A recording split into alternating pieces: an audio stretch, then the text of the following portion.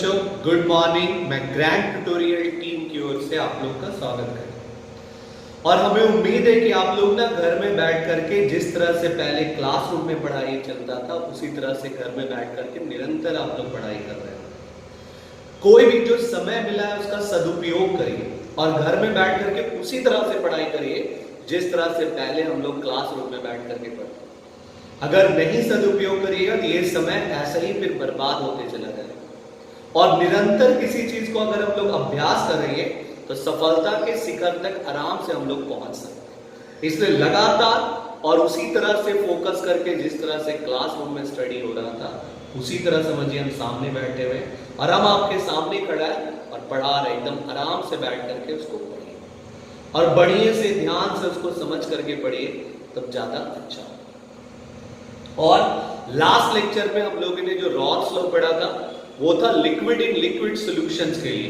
अब हम लोग आज इस लेक्चर में उसके आगे पढ़ना स्टार्ट कर रहे हैं सॉलिड इन लिक्विड सॉल्यूशंस के लिए और गैस इन लिक्विड सॉल्यूशंस के लिए पढ़े। अब लिक्विड इन लिक्विड सॉल्यूशन में हम लोग क्या पढ़ा था कि partial vapour pressure of any component is directly proportional to the mole fraction of that component present in the solution. या उसी को कैसे डिफाइन किया गया कि partial vapour pressure of the any volatile component और liquid component is equal to product of vapour pressure of pure component with their mole fractions. अब उसी का ना नेक्स्ट हम लोग को पढ़ना है आगे इस लेक्चर में।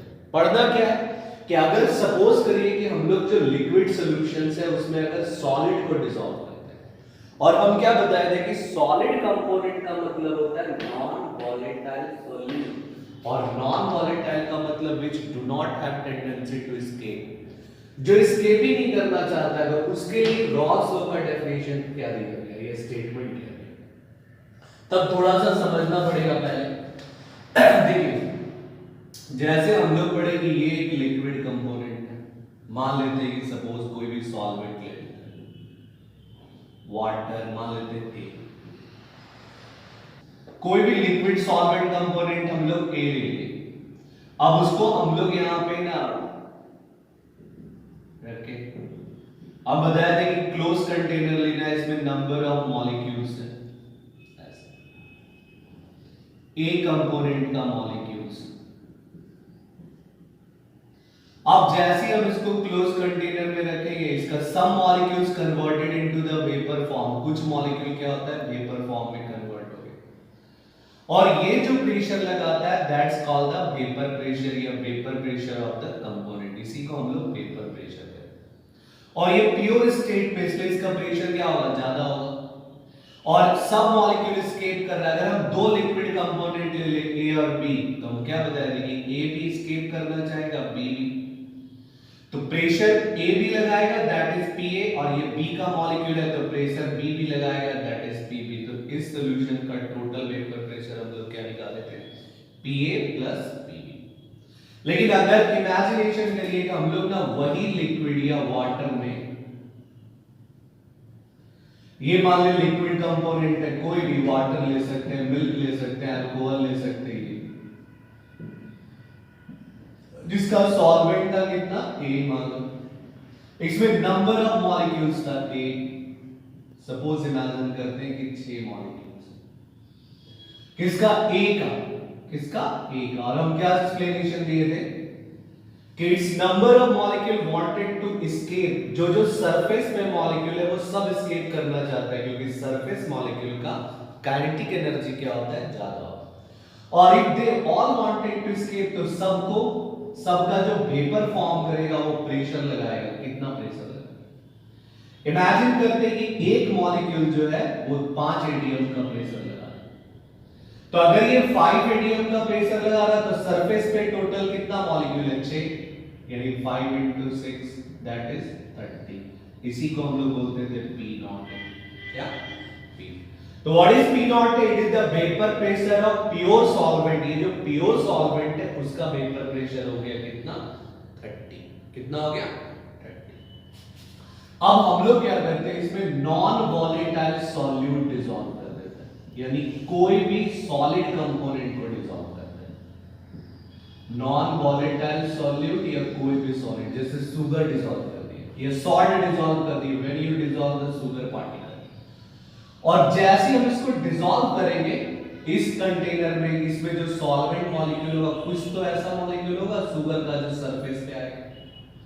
सपोज करते हैं इस 6 में से जैसे शुगर जाएगा इसमें, ये क्या करता है, दो जगह छेद लिया। सपोज करिए यहां पे आ गया P और एक यहां पे आ गया। अब total number of molecule A का कितना बचा, क्योंकि ये B जो है वो क्या है, शुगर, और sugar is the non volatile solute, ये तो एस्केप ही नहीं करेगा। और अगर ये वेपर में कन्वर्ट नहीं होगा, इसका जो मॉलिक्यूल है do not changes to the vapour form, तो प्रेशर कौन कौन लगाएगा, सिर्फ A का। सरफेस पे कितना मॉलिक्यूल, 1 2 3 और 4। यानी अगर हम वेपर प्रेशर और सॉल्यूशन बात करें तो सिर्फ कितना मॉलिक्यूल सरफेस पे है, 4, तो ये 4 ही एस्केप करेगा और ये प्रेशर लगाएगा। यानी कितना बच गया, Pa is equal to 5 into 420। यानी ये था vapour pressure of pure solvent और ये हो गया वेपर प्रेशर ऑफ सॉल्यूशन। तो vapour pressure of pure solvent से वेपर प्रेशर ऑफ सॉल्यूशन क्या हो गया, डिक्रीज करेगा। कब, जब हम नॉन वॉलेटाइल सॉल्यूट को डिसॉल्व करा दें। कितना डिक्रीज किया, how much the vapour pressure decreases when we dissolve the non volatile solute. अगर हम शुगर को डिसॉल्व किए तो वेपर प्रेशर घटा, कितना घटा, तो ये कैसे कंफर्म करेंगे। अब ये देख रहे हैं कि ओरिजिनल वेपर प्रेशर या प्योर स्टेट में कितना है, 30, फाइनल वेपर प्रेशर कितना हो गया, 20। यानी हम कैसे निकाल सकते हैं, डिक्रीज इन वेपर प्रेशर, जिसको यहां पे कहते हैं लॉरिंग इन वेपर प्रेशर। क्या बोलते हैं, लॉरिंग इन वेपर प्रेशर, जो कैसे निकाल सकते हैं, तो P naught A minus P। यानी कितना घट गया, कैसे, how can you find out, तो जो ओरिजिनल या प्योर स्टेट का वेपर प्रेशर है उसको सॉल्यूशन के वेपर प्रेशर से माइनस कर, यानी कितना हो जाएगा। सपोज करिए कि इस सॉल्यूशन के लिए निकाले तो 30 माइनस 20 यानी कितना, 10। कितना हो गया, 10। यानी वेपर प्रेशर ऑफ सॉल्यूट, जब भी हम लोग डिसॉल्व करते हैं सॉल्यूट तो डिक्रीज कर जाता है। कितना डिक्रीज किया इसके लिए, तो 10। और इसी को हम लोग क्या बोलते हैं, लॉरिंग इन वेपर प्रेशर या डिक्रीज इन वेपर प्रेशर, जिसको रिप्रेजेंट करते हैं डेल्टा P से। किससे, डेल्टा P से। डिक्रीज इन वेपर प्रेशर या लॉरिंग इन वेपर प्रेशर कैसे फाइंड आउट करना है, तो vapour pressure of pure component को सब्सट्रैक्ट करना होगा किससे, vapour pressure of solution containing non volatile solute. तो ये हो गया मेरा डिक्रीज इन या लॉरिंग इन वेपर प्रेशर, इसमें तो कोई प्रॉब्लम नहीं। अब ना प्रॉब्लम क्या आया कि आखिर ये वेपर प्रेशर जो डिक्रीज किया वो कितना पार्ट, किससे, original vapour pressure of solvent से, मतलब जब प्योर कंपोनेंट था उससे how much fractional part that decrease in the vapour pressure by dissolving the non volatile solvent.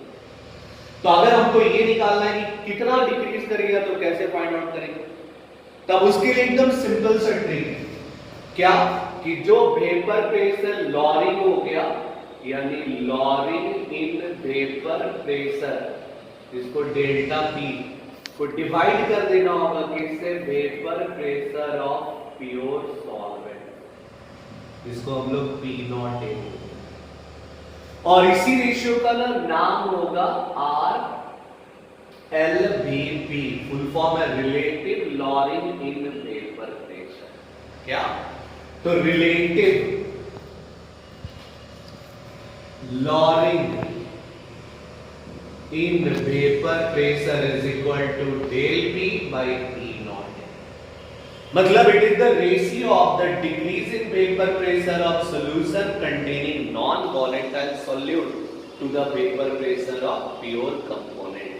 और decrease in vapor pressure हम लोग कैसे निकाल सकते हैं, तो P naught A minus P A divided by P, इसी को बोलते हैं relative lowering in vapor pressure of कोई भी सॉल्यूशन में अगर हम नॉन वॉलेटाइल सॉल्यूट डिसॉल्व करेंगे तो रिलेटिव लॉरिंग क्या होता है, it is the lowering in vapour pressure of solution to the vapour pressure of pure component, या decrease in vapour pressure of solution to the vapour pressure मतलब जितना ये decrease करेगा उसको कंपैरिजन करना होगा किससे, वेपर प्रेशर ऑफ प्योर। जैसे ये हमेशा याद रखना है कि जब भी कंपैरिजन करते हैं ओरिजिनल से हम लोग कंपैरिजन करते हैं, क्या ओरिजिनल से। जैसे अगर हम लोग रिजल्ट का आता है तो कंपैरिजन करते हैं हम लोग के पेरेंट ओरिजिनल से। कैसे, अगर सपोज करिए अगर आपका परसेंटेज कम आ गया, किसी का ज्यादा आता है तो उससे कंपेयर किया जाता है जो बेस्ट होता है, किससे, बेस्ट। कि आप 2 घंटा पढ़ रहे हो, 4 घंटा पढ़ रहा है, या आपका परसेंटेज 60 है, उसका परसेंटेज 90 है, तो देखो वो बहुत अच्छा है। तो that is the comparison is always occur in the pure component, यानी हम लोग जब भी कंपैरिजन करते हैं तो प्योर सॉल्वेंट। और इसी रेशियो को कहते हैं क्या, relative lowering in vapour pressure. क्या, relative lowering in vapour pressure. तब हम लोग को एक्सप्लेनेशन देना है कि रॉल्स लॉ का स्टेटमेंट क्या है, किसके लिए, containing non-volatile solute या solid in liquid solutions के। देखिए सपोज करिए कि एक लिक्विड कंपोनेंट, कोई भी लिक्विड कंपोनेंट ले सकते हैं क्लोज कंटेनर, जैसे हम वाटर लेते हैं या सॉल्वेंट लेते हैं ए, मान it is a solvent of ए।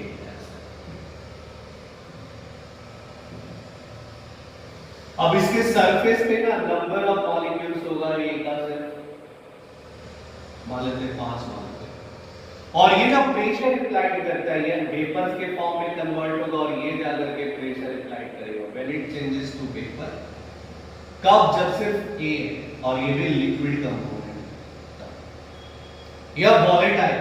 और इसी प्रेशर को हम लोग क्या एक्सप्लेनेशन दिए थे, वेपर प्रेशर ऑफ लिक्विड या pure liquid, vapour pressure of pure liquid, जिसको रिप्रेजेंट किए पी नॉट, किससे, P.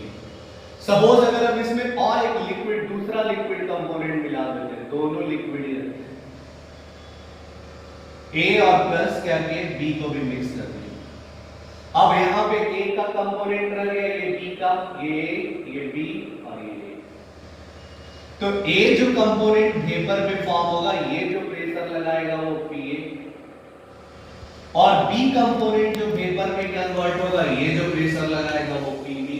Rawls law liquid solution के लिए क्या एक्सप्लेनेशन दिया कि partial vapour pressure of component is directly proportional to their mole fraction. मतलब क्या एक्सप्लेनेशन दिए कि partial vapour pressure directly proportional है, किसके डायरेक्टली प्रोपोर्शनल, तो इस सॉल्यूशन में ए का मोल फ्रैक्शन कितना हो, जो ये P डायरेक्टली प्रोपोर्शनल टू का ये वैसे PA is equal to P naught into का ये, मतलब partial vapour pressure is equal to the product of vapour pressure of pure component with their mole fraction. वैसे A का निकलेगा, वैसे B का भी निकलेगा, क्योंकि दोनों लिक्विड।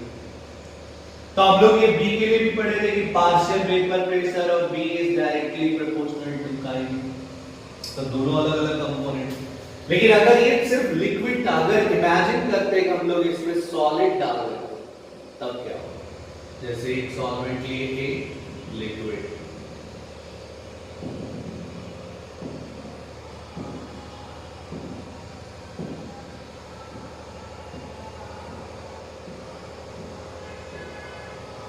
अब इसमें पहले स्टार्टिंग में तो 6 मॉलिक्यूल है, ए का सिर्फ,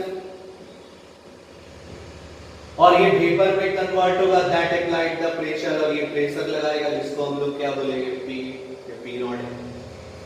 लेकिन अगर इसी कंपोनेंट में अगर हम सॉलिड डिसॉल्व कर देते हैं, सॉलिड का मतलब हो गया नॉन वॉलेटाइल सॉल्यूट, क्या, non volatile solute.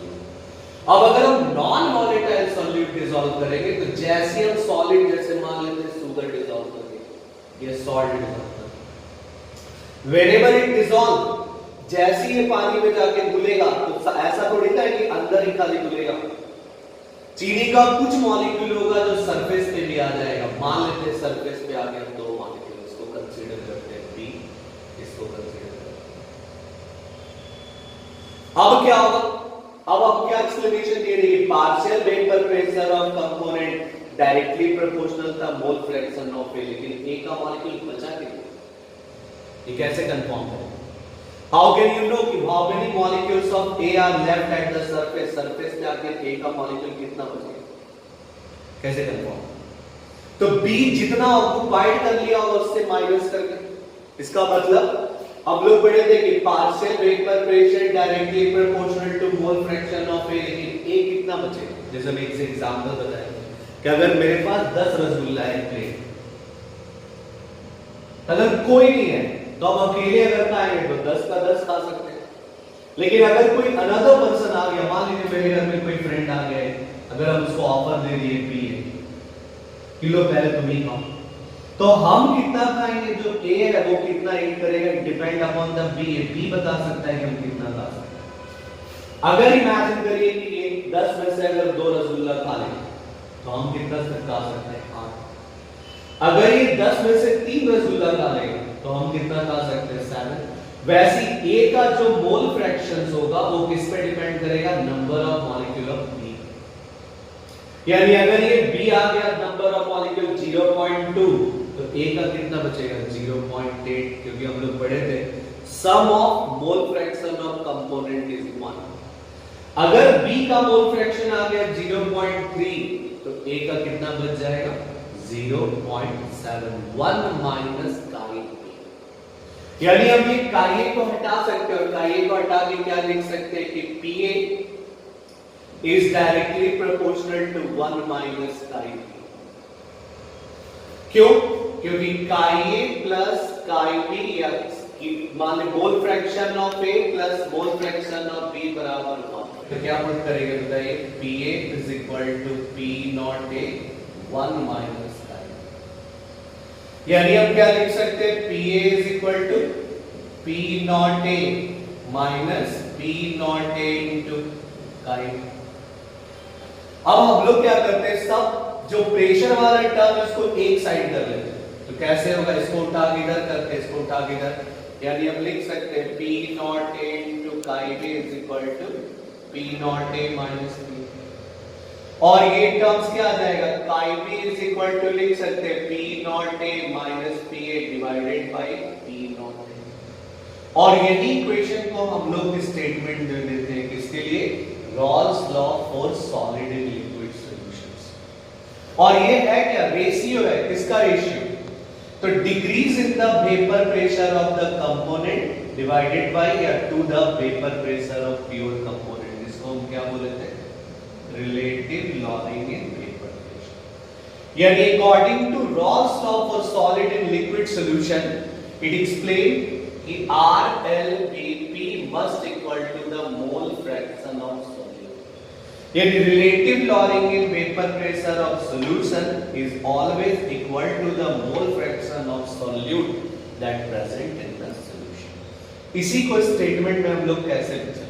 Rawls law ना सॉलिड एंड लिक्विड के लिए क्या दिया कि relative lowering in vapor pressure of solution containing non-volatile solute is always equal to the mole fraction of solute present in that solution.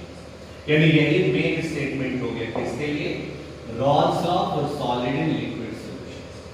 अब उसी को हम लोग एक्सप्लेन कैसे करेंगे? तो when A solution is prepared by dissolving solid in liquid, या इसी को क्या बोलते हैं? Non volatile solute.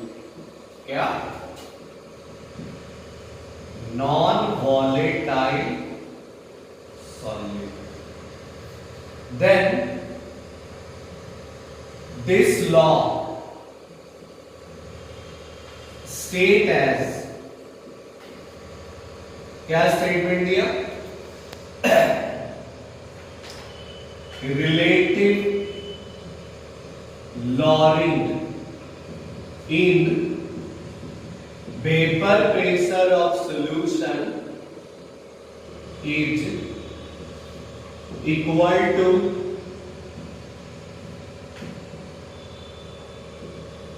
Mole fraction of solute present in that solution at given constant temperature। मतलब when a solution is prepared by dissolving the solid in liquid or non-volatile solute, then this was stated as relative lowering in vapor pressure of solution must equal to mole fraction of the solute present in that solution. मतलब relative lowering किसके equal आएगा? तो that is हम क्या लिख सकते हैं बताइए? RLVP. What is RLVP? Relative lowering in vapor pressure is equal to mole fraction of solute. और relative lowering कैसे निकालने सिखाया देगी? RLVP is equal to delta P by P naught. और डेल्टा P क्या था? Decrease in the vapour pressure. Decrease in vapour pressure कैसे निकाले थे? P naught A minus PA divided by is equal to I. और ये statement है किसके लिए? Relative lowering in vapour pressure of solution must equal to the mole fraction of solute का. अब जो कौन से सॉल्यूशन के लिए डिराइव है? तो सॉलिड इन लिक्विड सॉल्यूशन है, उसको क्या बोलते हैं? Non volatile solute. अब ये मोल फ्रैक्शन तो हम निकाल सकते हैं कैसे? Ratio of number of moles करके. और व्हाट इज P नॉट है? It is the vapour pressure of pure component. What is PA? It is the vapor pressure of solution. What is chi B? It is the mole fraction of solute. तो ये हम लोग को terms पढ़ना है किसके लिए? तो Rawls law for solid in liquid solutions के लिए. तो आप लोग नोट डाउन. वोलेटाइल सॉल्यूट के लिए रॉल्स लॉ का एक्सप्लेनेशन दिया था कि relative lowering in vapour pressure is equal to mole fraction of solute. अब कभी-कभी ना क्वेश्चन से आता है कि what is relative lowering in vapour pressure. तो अगर पूछे कि what is relative lowering in vapour pressure तो उसको कैसे डिफाइन करने हैं बताएं कि RLVP क्या है? RLVP मतलब ये शॉर्टकट हो गया. Relative lowering in vapour pressure क्या होगा? तो it is the ratio of decrease या lowering in vapour pressure containing non-volatile solute to the vapor pressure of pure component या pure solvent. जिसको हम कैसे लिखने सिखाए थे? तो सिंपल सा delta P is equal to P naught. यानी हम लिख सकते हैं RLVP is equal to del P divided by P naught.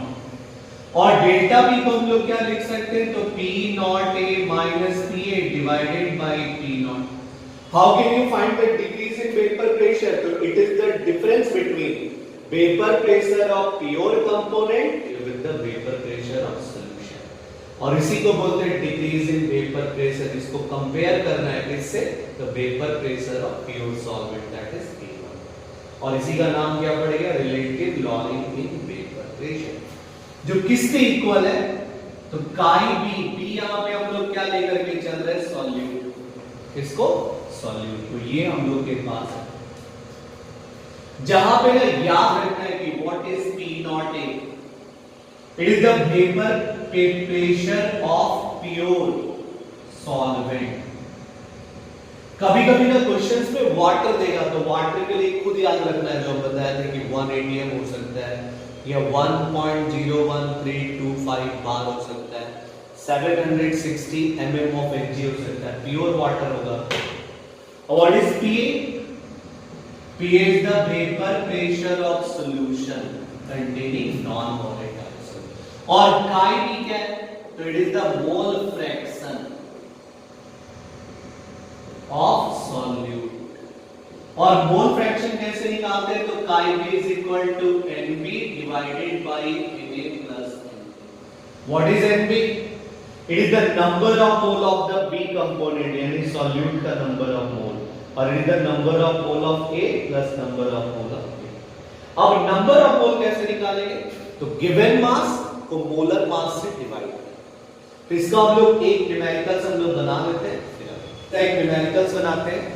जिसे क्वेश्चन दिया है calculate the vapour pressure of solution containing 184 gram glycerol.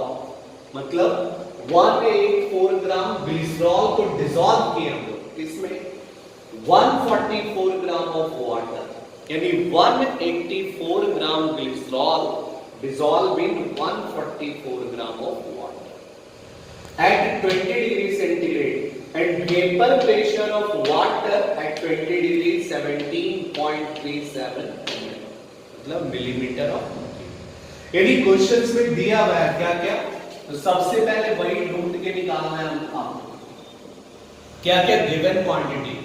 देखिए दिया हुआ है वेपर प्रेशर ऑफ वाटर कितना, यानी प्योर वाटर का वेपर प्रेशर दे दिया P naught is equal to 17.37 और हम लोग को फाइंड आउट करना है वेपर प्रेशर ऑफ सॉल्यूशन। और क्या दिया हुआ है साथ में, मास ऑफ ग्लिसरॉल कितना, तो 184 ग्राम, जिसका मॉलिक्यूलर फॉर्मूला देखिए। तो सबसे पहले हम लोग निकाल लेते हैं number of mole of glycerol,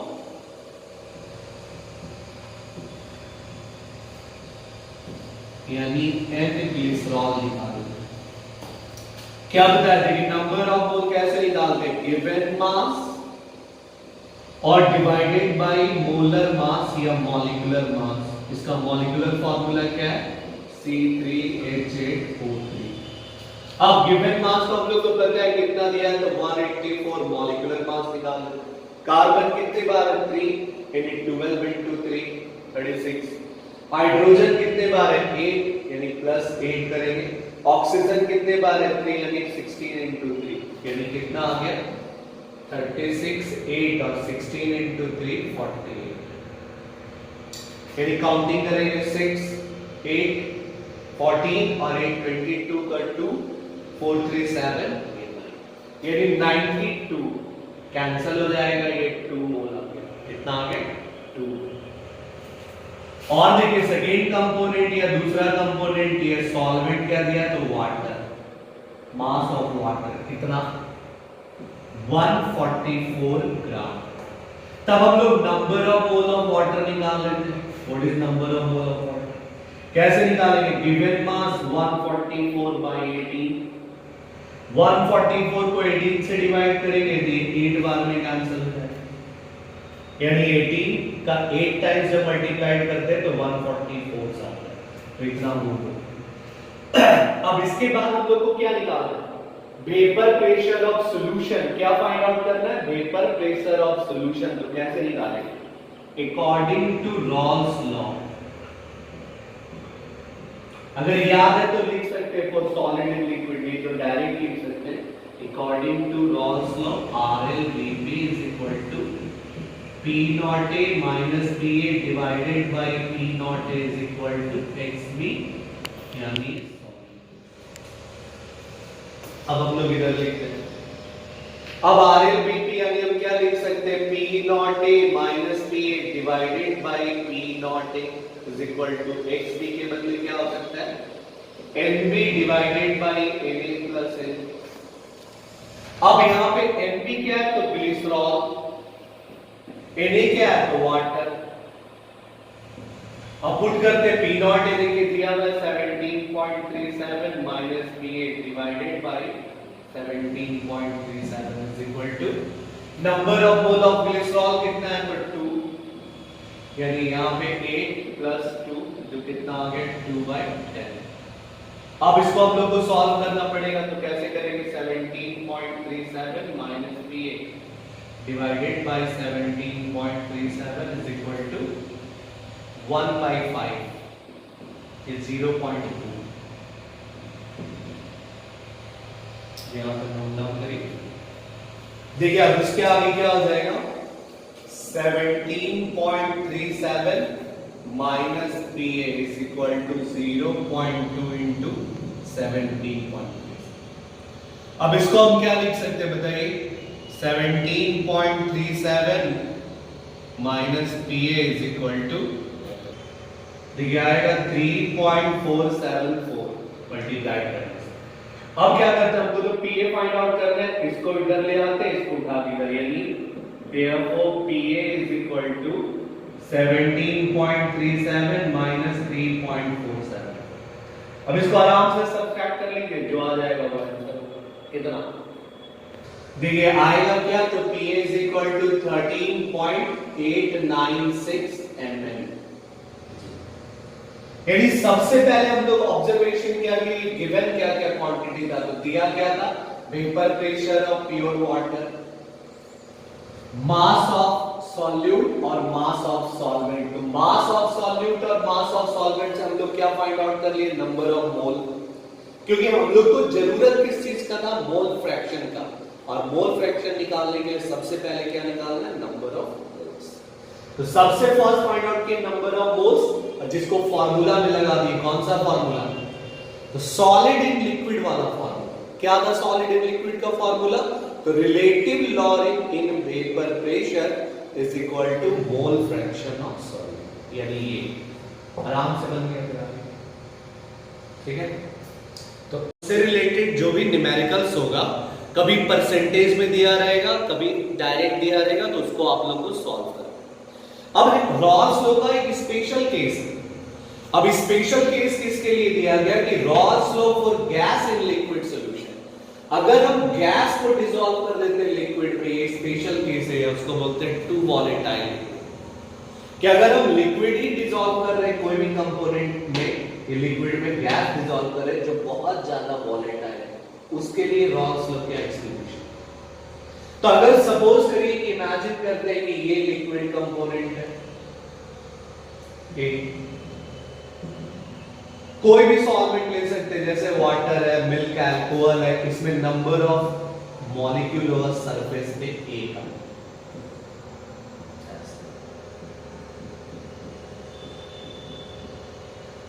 लेकिन जैसे इसमें गैस डिसॉल्व करेंगे तो but the gases can not stay in the solution at the room temperature. Room temperature पे तो गैस रह ही नहीं सकता है सॉल्यूशन।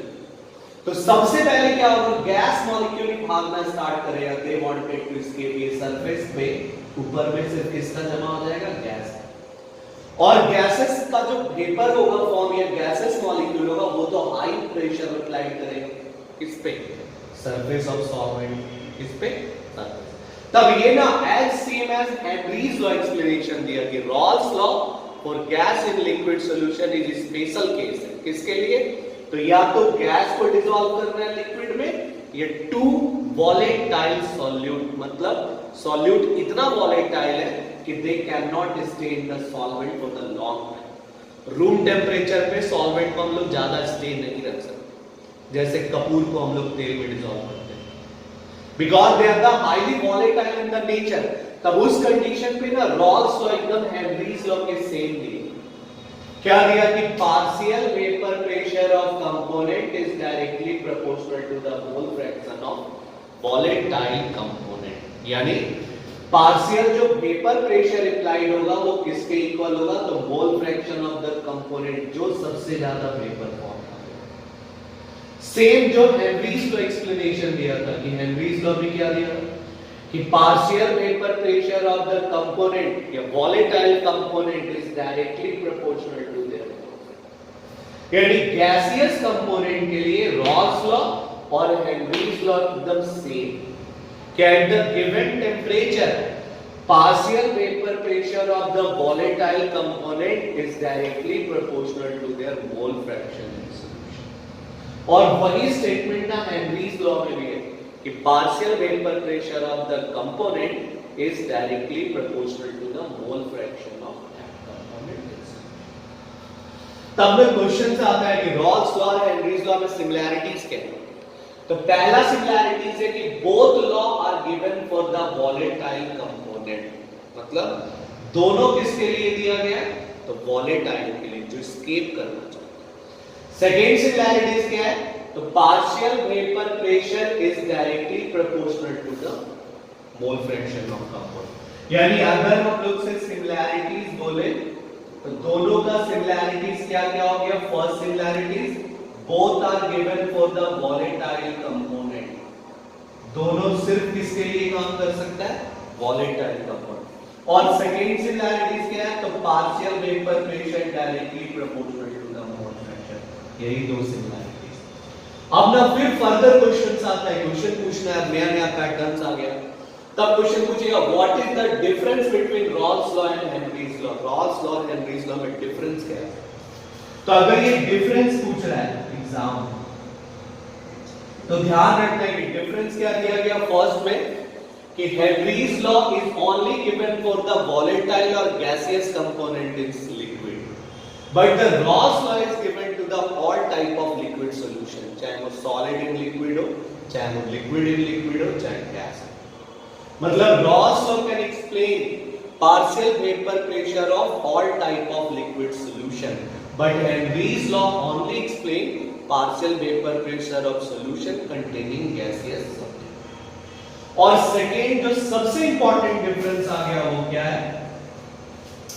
जब हम लोग इसकी प्रोपोर्शनलिटी साइन हटाते हैं तो रॉल्स लॉ में हम लोग क्या पुट करते हैं कि Pa is equal to what? Pa equal to P naught A into chi या मोल फ्रैक्शन। मतलब यहां जो प्रोपोर्शनलिटी साइन हटाते हैं, जो कांस्टेंट पुट करते हैं, it is the vapour pressure of pure component, जिसको किससे रिप्रेजेंट करते हैं? P naught A। किससे? P naught A। और यहां जब हम लोग हटाते हैं तो यहां पे हेनरीज लॉ का स्टेटमेंट के लिए हेनरीज कांस्टेंट पुट करते हैं। क्या? तो Pa is equal to Kh into K।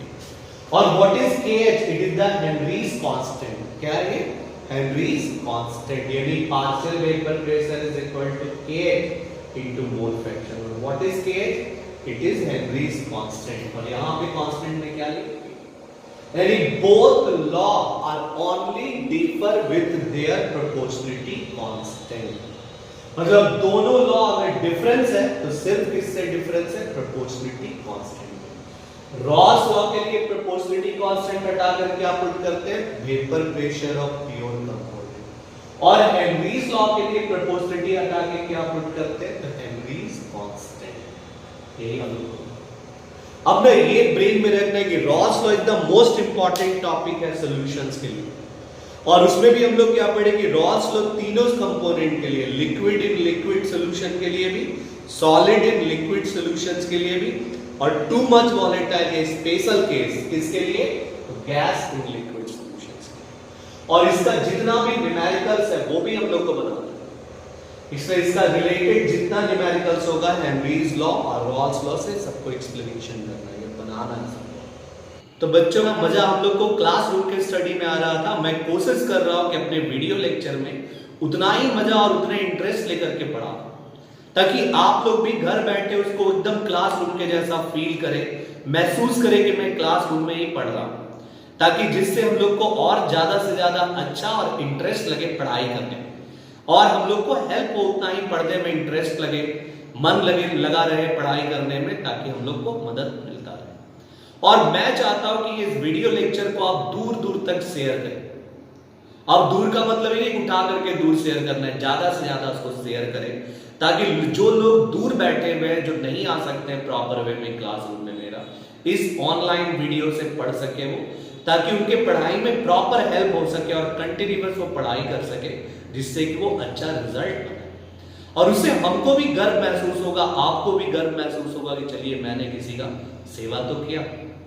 इसलिए मैं चाहता हूं कि इसको आप लोग ज्यादा से ज्यादा शेयर करके ज्यादा से ज्यादा लोगों तक पहुंचाएं। थैंक यू बच्चों। हम लोग नेक्स्ट लेक्चर में मिलेंगे इससे ज्यादा एनर्जेटिक हो।